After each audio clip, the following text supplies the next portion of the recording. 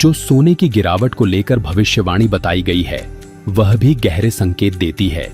यदि हम वर्तमान स्थिति को ध्यान से देखें तो यह बात स्पष्ट होती है कि यह संकेत भी संत रामपाल जी महाराज के विषय में ही प्रतीत होता है, क्योंकि संत रामपाल जी महाराज के आदेशानुसार उनके करोड़ों अनुयायी स्वर्ण का उपयोग नहीं करते। दर्शकों, संत रामपाल जी महाराज इसका कारण बताते हैं कि जब धर्मपरायण राजा परीक्षित के राज्य में कलयुग ने अपने पैर पसारने चाहे तो कलयुग के प्रभाव से राज्य में अनिष्ट और अप्रिय घटनाएं होने लगीं। तब राजा परीक्षित ने धर्म की रक्षा हेतु कलयुग का विनाश करने का संकल्प लिया। मृत्यु को सामने देखकर भयभीत कलयुग राजा के चरणों में गिर पड़ा और करुण पुकार करते हुए प्राण भिक्षा मांगने लगा। राजा परीक्षित अत्यंत दयालु थे।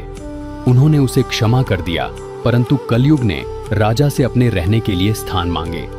तब राजा ने उसे केवल 4 स्थानों पर रहने की आज्ञा दी। पहला, जहां शराब का सेवन होता हो। दूसरा, जहां परस्त्री गमन अर्थात वेश्यावृत्ति हो। तीसरा, जहां जुआ खेला जाता हो। और चौथा, सोने में। समय का चक्र देखिए। एक दिन राजा परीक्षित वन में शिकार खेलने गए और अपने मार्ग से भटक गए। उस समय उनके सिर पर सोने का मुकुट सुशोभित था। कलयुग को अवसर मिल गया और वह एक सूक्ष्म मक्खी का रूप धारण करके उसी स्वर्ण मुकुट पर बैठ गया। मार्ग खोजते हुए राजा एक आश्रम में पहुंचे। वहां एक ऋषि अपनी गहरी समाधि में लीन थे। राजा ने उनसे नगर का मार्ग पूछा, परंतु समाधि में होने के कारण ऋषि मौन रहे। सोने के मुकुट में बैठे कलयुग के नकारात्मक प्रभाव से राजा में दुर्बुद्धि उत्पन्न हो गई। स्वयं को अपमानित मानकर राजा ने विवेक खो दिया और पास ही पड़ा एक मृत सर्प उठाकर ध्यानमग्न ऋषि के गले में डाल दिया। जब यह बात ऋषि के पुत्र को ज्ञात हुई तो उसने उसी क्षण श्राप दे दिया कि जिसने मेरे पिता का घोर अपमान किया है, आज से ठीक 7वें दिन तक्षक सर्प के डसने से उसकी मृत्यु हो जाएगी। दर्शकों, इस दृष्टांत में एक बहुत बड़ा आध्यात्मिक रहस्य छिपा है। सोना केवल एक धातु या आभूषण नहीं है, यह कलयुग का वास स्थान है। जिसके शरीर पर या घर में सोने का वास होता है, वहां कलयुग अपनी नकारात्मक ऊर्जा, क्लेश और दुर्बुद्धि लेकर अवश्य प्रवेश करता है। यही हमारी मानसिक परेशानियों और पारमार्थिक पतन का कारण बनता है।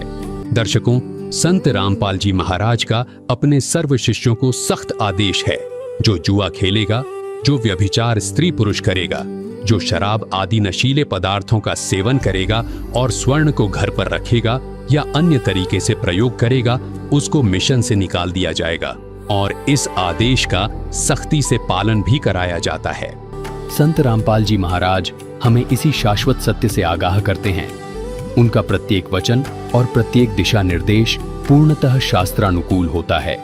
उनकी सफलता और सत्य मार्ग का यही रहस्य है कि वे मनमुखी साधना को छोड़कर शास्त्र प्रमाणित भक्ति विधान बताते हैं।